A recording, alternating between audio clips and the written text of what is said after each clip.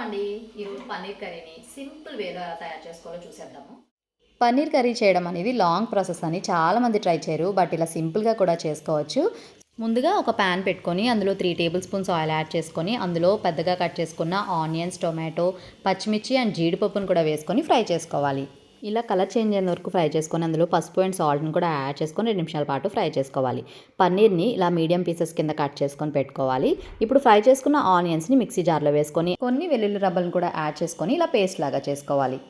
ఇప్పుడు అదే ప్యాన్లో 3 టేబుల్ స్పూన్స్ ఆయిల్ యాడ్ చేసుకొని మనం గ్రైండ్ చేసి పెట్టుకున్న పేస్ట్ని కూడా వేసుకొని 1 table spoon home made masala powder, 1/2 table spoon garam masala powder, 1/2 table spoon కారం వేసుకొని కాస్త వాటర్ని యాడ్ చేసుకొని పన్నీర్ పీసెస్ని కూడా వేసేసుకున్న తర్వాత ఆయిల్ సెపరేట్ అయ్యేంత వరకు కుక్ చేసుకోండి. అండ్ చపాతీకి కాంబినేషన్గా చాలా బాగుంటుంది పన్నీర్ కర్రీ.